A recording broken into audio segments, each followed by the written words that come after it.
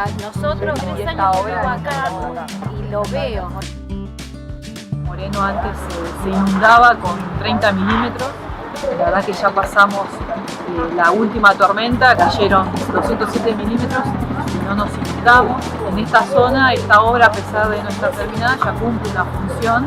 Estamos caminando con Martín Sabatella, una obra que está financiada por el BID. Y bueno, felices de poder llevar dignidad a cada uno de nuestros pueblos. Conecta Graham Bell con la 2 de abril, un lugar sumamente transitado. Tenemos muchos establecimientos públicos, un barrio aparte enorme. La localidad de Paso del Rey es el segundo barrio con mayor cantidad de habitantes.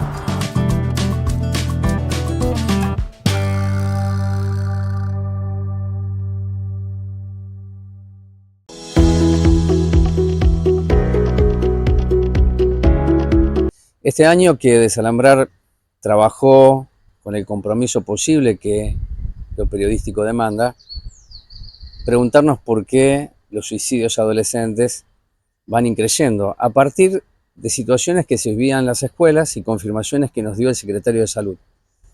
Para mí es muy importante que puedan escuchar la nota que realizaremos y el tiempo que nos destina una profesional que acaba de participar del primer encuentro que tiene que ver con la niñez, con las adolescencias, aquí en la Universidad Nacional de Luján, que es el primer encuentro regional, porque dijiste algo que me conmovió, dijiste narrativa muda, y hablaste de la palabra como el verdadero elemento que nos lleva a la ternura, sin desconocer el dolor. Es mucho y es tan humano en tiempos donde todo parece virtual, así que me gustaría que nos dé una reflexión de qué es lo que no hay que perder de vista. Bueno, un poco como conversábamos o trataba de compartir con ustedes previamente, es que este es un tiempo, a mí me parece privilegiado como oportunidad para recuperar la palabra. Somos sujetos del vínculo, pero también sujetos del lenguaje, sujetos de la palabra. Y nos encontramos que los adolescentes, por diversos motivos, no están encontrando en la palabra, en el decir, un modo de representarse. Y se están representando a través de actos. Entonces vemos cada vez más la aparición de agresiones, autolesiones, tentativas de suicidio o suicidios consumados, ahora las apuestas online, es decir, toda una serie de comportamientos que podríamos denominar patologías del acto, donde lo que el sujeto se representa a través del accionar. Y la palabra no está resultando para el adolescente un medio de representación. Entonces, a eso yo denomino un tipo de presentación muda o narrativa muda, porque ese acto narra algo, quiere decir algo, pero es función de nosotros como profesionales tratar de trabajar con los jóvenes para encontrar las palabras en donde ellos puedan ir describiendo y conectándose con sus emociones, con sus vivencias. También es importante que nos incluyamos como adultos como parte del entorno que debe sostener y debe acompañar a todo adolescente en un proceso de reorganización tan complejo como es la adolescencia. Y cuando vos mencionabas a la ternura, digamos, tomé la ternura porque es un concepto de Fernando Ulloa, y me parece que, bueno, que viene bien recordarlo. La ternura, como decía antes, está compuesta por dos características, por dos principios: la empatía y también el miramiento, ¿no? La empatía es poder reconocer a ese otro y brindarle aquello que satisfaga sus necesidades. Dice algo del orden del arrullo de las palabras también Ulloa. Y el miramiento tiene que ver con poder reconocer al otro como alguien ajeno, distinto a mí, pero con necesidades propias. Entonces, cuando hablamos de ternura, estamos hablando de el reconocimiento del otro, de la otredad, pero que también eso implica la construcción del uno mismo, ¿no? Entonces creo que es un tiempo privilegiado para poner a trabajar nuevamente la palabra en las instituciones, como hoy planteaba en la escuela, la palabra como un medio para transmitir emociones, transmitir ideas, ¿sí? Construir vínculos. Dijiste algo también muy importante que se pueda trabajar a través de la palabra, que si un adolescente se daña, está queriendo vivir. Yo lo tomé así, no es que quiere desaparecer, aun cuando viva en la soledad. pero es una buena oportunidad, te diría, para no corrernos. ¿Qué te quiero decir? Un problema demanda responsabilidad del adulto. El problema es si el adulto se corre, ya sea en forma individual o colectiva o a la institución. Creo que de eso también hay que hablarlo, hay que ponerlo en valor y discutirlo. Estoy de acuerdo con vos. Cuando un adolescente se autolesiona, cuando un adolescente tiene una ideación suicida o cuando intenta quitarse la vida, no es algo que le pase exclusivamente al adolescente. Hay que pensar eso en situación, en contexto, es decir, dentro del entramado vincular en el que está. De alguna manera todos participamos, ¿sí? No lo podemos pensar de una manera aislada. Lo que yo hoy traté de transmitir es que estas presentaciones, en general, cuando trabajamos con los adolescentes, lo que ubicamos es que encuentran a veces en la autolesión o la idea de quitarse la vida o el deseo de desaparecer, aparecen en ellos como un recurso de intentar solucionar un problema que no están pudiendo solucionar. Por ejemplo, cuando se sienten desalojados del otro, que no son reconocidos, o cuando se sienten excesivamente demandados a cumplir con ciertos ideales muy rígidos, muy exigentes, y no hay posibilidad de singularidad, y se sienten atrapados en esa brecha enorme entre lo que pueden y lo que deben, pero no llegan. O cuando se sienten muy controlados, donde hay un otro que no permite respirar, ¿no? Que exige. Estas son algunas cuestiones. En muchas ocasiones los adolescentes recurren a estas prácticas, que un poco también están ofertadas por el discurso actual, como un modo de apaciguar el dolor, ¿sí? Recuperar cierto equilibrio. Que es muy humano. El dolor, como decíamos hoy, es una parte fundamental del ser humano. El abanico de emociones humanas es amplísimo.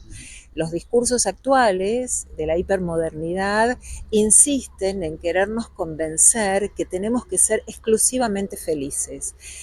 Ese discurso niega la humanidad. El ser humano no es eternamente feliz, no tiene por qué serlo. Hay momentos de felicidad, pero hay momentos de dolor. La experiencia de dolor y de tristeza es una experiencia humana. Cuando perdemos algo, lo esperable es que haya un duelo, que haya tristeza. En los tiempos hipermodernos vemos que a veces no se le da espacio al duelo. Rápidamente hay que reponerse ante una pérdida, ¿no? O hay que utilizar algún taponamiento. Freud, en un texto que es Malestar en la cultura, hablaba de quitapenas, ¿no? Bueno, entonces, digo, me parece que si los adultos no reconocemos que el dolor es un afecto humano al cual hay que atender, pero no hay que tapar, sino que hay que atenderlo, es un asunto a atender. Los adolescentes que están en un tiempo de profundo cambio, de profunda pérdida de sus referencias infantiles, indefectiblemente sienten inadecuación, tristeza, duelo. Digo, cualquier adolescencia atraviesa esos sentimientos. Si el mensaje es que de eso no se habla, se va generando un encierro en el adolescente donde crecen esos sentimientos de desesperanza y de dolor. La palabra es una buena oportunidad para poner a trabajar eso. Vos contaste que tenés la escuela que atraviesa por tu vida, ¿no? Sí. No lo contaste. Sí. Y creo que se le exige a los trabajadores más de lo que los trabajadores pueden dar, porque también son seres humanos, tienen dolores, tienen angustias, tienen alegrías, pero dijiste algo que me parece tan importante, que no se requiere tanta capacitación, que yo la vinculo con la pregunta anterior. ¿Y si yo tengo el compromiso como adulto? Si yo tengo inquietud, si yo quiero saber, porque puede ser que lo esté contagiando, transmitiendo a ese adolescente de que me importa, solamente con una palabra, ¿cómo estás? Si lo miro. Ahora, si no lo miro, seguirá la clase y no será nada disruptivo, no habrá conexión. Mira, yo creo que la palabra es una práctica, la práctica de la palabra, y solo se requiere la disponibilidad subjetiva para llevar adelante esa práctica de la palabra. Y eso se hace cotidianamente, con la persona con la que convivo, con quienes trabajo, con quienes me cruzo en la calle. Esa es la práctica de la palabra. Por supuesto que hay capacitaciones institucionales, pero si eso no se pone en acto, queda en un puro ejercicio intelectual. Entonces, la práctica de la palabra es hacer carne la palabra. Es poder, como vos decís, estar en un entramado vincular y mirarse, preguntarle al otro, pero aparte de preguntarle, poder escuchar. Porque la práctica de la palabra no es una práctica del decir, la práctica de la palabra tiene que ver con la disposición a poder escuchar al otro, dejarme tomar por la palabra del otro y poder verlo, poder ver al otro en eso que dice. Esa es la, digamos, eso tiene que ver con la escucha. No se trata solo de decir, sino de poder alojar en mí lo que el otro me está transmitiendo. ¿Sí? Dos preguntas finales. ¿Es un mundo, el actual, diferente al tuyo y al mío que vivimos? Es muy dinámico. Ofrece el capitalismo todo tipo de elementos para que el éxito o la felicidad sea comprable a un clic. ¿Cuál es el temor que te acompaña? Ya que hablamos de angustia, bueno, puedo hablar de temor. Es la deshumanización, es una pantalla y que la pantalla construye subjetividad en los jóvenes. Es más, si yo no me acerco a ellos de ese lugar, tal vez no pueda acceder a ningún dolor, ningún amor, ninguna alegría. A ver, yo no soy de quienes dicen que tiempo pasado fue mejor, porque estoy acá, me atraviesan estos discursos, con lo cual este es el tiempo que tengo para vivir y compartir con quienes me rodean. Trato de ubicar estas cuestiones que pienso y en las que creo, no solo desde lo profesional, sino en mi vida cotidiana, personal, que es la posibilidad de estar disponible para el otro, la palabra, escuchar, darle lugar a los afectos, construir proyecto futuro, ¿sí? Que me parece que es algo importante. Es cierto que lo virtual construye su subjetividad y si no fuese por eso no estaríamos grabando ahora con el celular para la plataforma, ¿no? Entonces, digamos, me parece que nosotros nos tenemos que preguntar qué hacemos con los objetos, ¿sí? ¿Qué utilidad le damos a esa herramienta? Los seres humanos por condición nos identificamos, somos sugestionables, pasa ahora y ha pasado en otras épocas, con otros discursos, sí, claro. Digamos, es una característica de los seres humanos. Ahora, me parece que lo interesante es que siempre en estos momentos donde hay mucha turbulencia, también se generan movimientos creativos, movimientos de interrogación.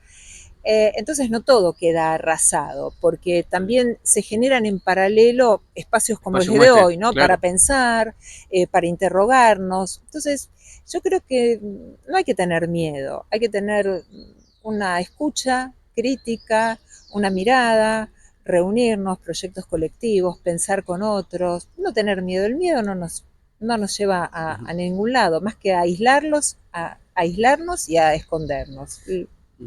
Lo último, yo creo que estamos en una situación de crisis de representación, de autoridad, de instituciones arrasadas, en donde las representaciones subjetivas de los pibes no van por la autoridad que en mi época o en la tuya eran regimentadas, va por otro lado. Pero sí me interesa pedirte como última reflexión lo que es la crueldad. Yo percibo que la violencia se institucionalizó y rompe todas las líneas, cruza toda la frontera, ya no hay ética, no hay respeto, y entonces me alegra haber escuchado ternura. Ahora, en el mundo real, en donde yo puedo transitar en mi vida profesional, lo que es la perversión y la crueldad se institucionalizaron para considerar que el poder hegemónico debe contar en este tiempo con esos valores, que son disvalores para mí, por cierto. Bueno, a ver, la ternura previene la crueldad, ¿no?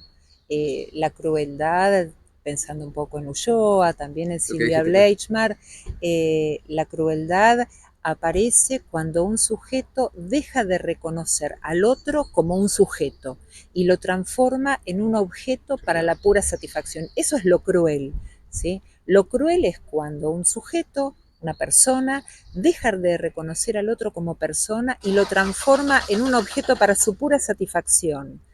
Puede ser una satisfacción agresiva, pero puede ser una satisfacción manipulativa también, ¿no? De seguimiento de ciertas ideas. Digo, eso también es cruel, no es solo el golpe.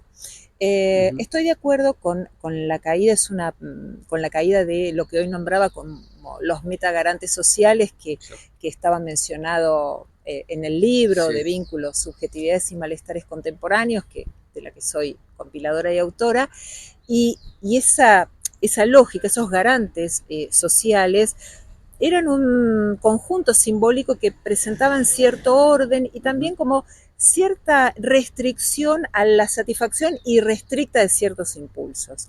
El discurso actual exige el consumo, la satisfacción inmediata, irrestricta, pareciera que todo vale, y hay un empuje a poder más.